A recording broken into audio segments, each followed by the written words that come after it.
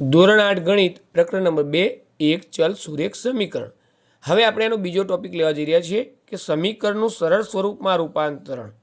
એટલે કે સમીકરણને સરળ બનાવી પછી આપણે એનો ઉકેલ શોધીશું.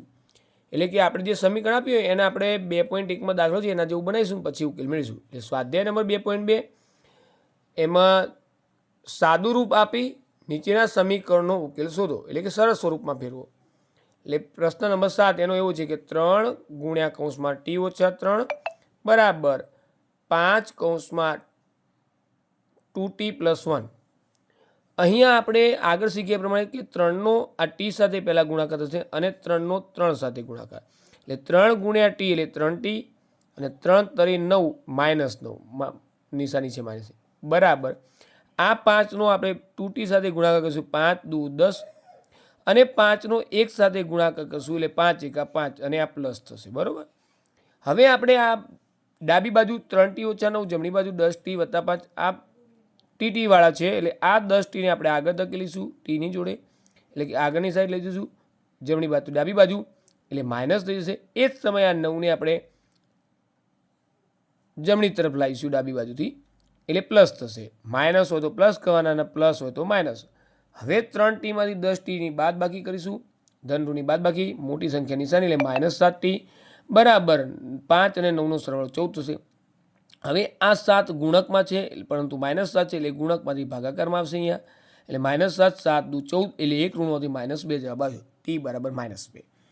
હવે એના પછીનો દાખલો 8મો એ જ પ્રમાણે છે કે 15 ગુણ્યા કૌંસમાં y ઓછા 4 ઓછા 2 ગુણ્યા y ઓછા 9 વત્તા 5 ગુણ્યા y વત્તા 6 બરાબર 0.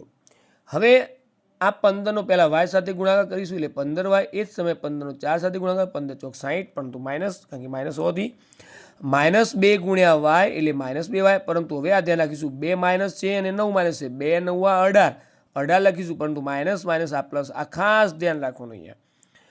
હવે વત્તા 5 5નો y સાથે ગુણાકાર 5y અને 5નો 6 સાથે ગુણાકાર 5 6 30 પ્લસ પ્લસ પ્લસ પ્લસ બરાબર 0.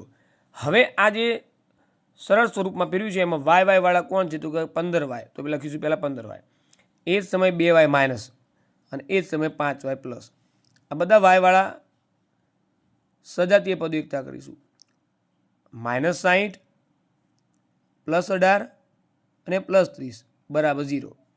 હવે આ 15y માંથી 2y ની બાદ બાકી એટલે 13y વત્તા 5y એમને આ 60 એમને એમ રાખીશું આ 18 અને 30નો સરવાળો કરશું એટલે 48 થાય ધનનો સરવાળો બરાબર 0.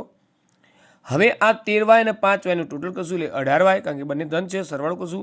અહીંયા આ -60 છે અને +48 છે એટલે ધનઋણની બાદ બાકી થાય જવાબ આવશે 12 અને મોટી સંખ્યાની નિશાની માઇનસ અને આ 12 ને હું પાછળ લઈ જઈશ 0ની જોડે એટલે પ્લસ થઈ જશે +12 0 એટલે કંઈ નહીં અને આ 18 અને y ની વચ્ચે ગુણાકાર હોતી આ 18 ગુણાકારમાંથી ભાગાકારમાં એટલે 12/18. હવે આ બંને 6ના ઘડિયામાં મોટા મોટું ઘડ્યું 6 દુ 12 6 તરી 18 એટલે 6 6 ઉડી જશે. અહીંયા 2/3 એટલે કે y બરાબર 2/3 આવો જવાબ મળે છે.